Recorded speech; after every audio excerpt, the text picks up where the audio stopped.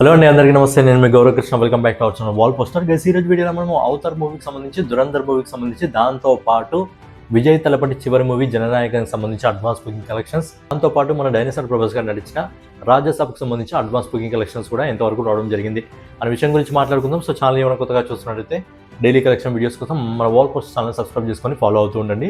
So ముందుగా Hollywood market నుంచి James Cameroon దర్శకత్వంలో వచ్చిన అవతార్ మూవీకి సంబంధించి 15 రోజుల కలెక్షన్స్ ఎంతవరకు రావడం జరిగింది అనే విషయం గురించి మనం ఒకసారి మాట్లాడుకుందాం. సినిమా బడ్జెట్ వచ్చేసి 3,590 కోట్ల రూపాయలు. మరి సినిమా మొదటి 15 రోజుల కలెక్షన్స్ ఎంతవరకు రావడం జరిగింది అనే విషయం గురించి మనం ఒకసారి మాట్లాడుకున్నట్లయితే, సినిమా మొదటి 13 రోజుల్లో ఆల్ ఇండియా నెట్ కలెక్షన్ వచ్చేసి 153 కోట్ల 46 లక్షల రూపాయలు వసూలు చేసింది. అలాగే 14వ రోజు అంటే నిన్న ఈ సినిమా ఇండియా నెట్ కలెక్షన్ వచ్చేసి 6 కోట్ల 50 లక్షల రూపాయలు వసూలు చేసింది.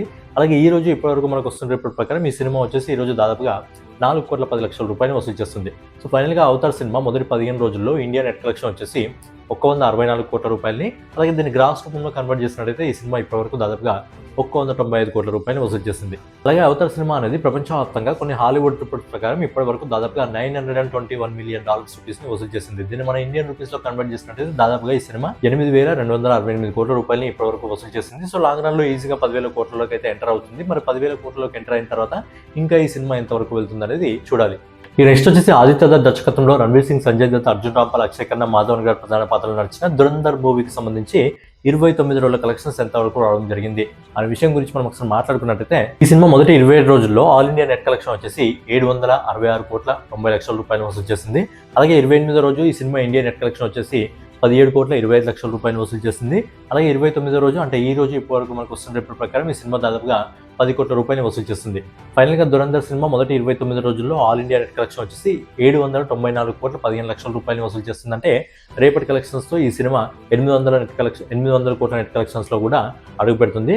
అలాగే దీనికి గ్రాస్ రూపంలో కన్వర్ట్ చేసినట్టయితే దురంధర్ సినిమా ఇప్పటివరకు దాదాపుగా 937 కోట్ల 15 లక్షల రూపాయలు వసూలు చేసింది. అలాగే విదేశాల నుంచి, ఓవర్సీస్ మార్కెట్ నుంచి ఇప్పటివరకు మనకు వస్తున్న రిపోర్ట్ ప్రకారం ఈ సినిమా వచ్చేసి 252 కోట్ల 22 లక్షల రూపాయలు వసూలు చేసింది. సో ఫైనల్గా ఆదిత్య దత్ దర్శకత్వంలో వచ్చిన దురంధర్ సినిమా మొదటి 29 రోజుల్లో ప్రపంచవ్యాప్తంగా 1,190 కోట్ల రూపాయలు వసూలు చేస్తుంది. అండ్ రేపటి కలెక్షన్స్తో అఫీషియల్గా ఈ సినిమా 1,200 కోట్లలో కూడా అడుగుపెట్టడం జరుగుతుంది. లాంగ్ రన్లో ఈ సినిమా ఇంకెంత దూరం వెళ్తుంది అనేది చూడాలి. నెక్స్ట్ వచ్చేసి విజయ్ తలపతి గారు నడుస్తున్న జననాయకన్ మూవీకి సంబంధించి అడ్వాన్స్ బుకింగ్ కొన్ని ఇండియాలో లిమిటెడ్ ప్లేసెస్లో అయితే ఓపెన్ కావడం జరిగింది, కొన్ని స్టేట్స్లో. అలాగే ఓవర్సీస్ మార్కెట్లో కూడా ఈ సినిమాకి సంబంధించి అడ్వాన్స్ బుకింగ్ అనేది ఓపెన్ కావడం జరిగింది.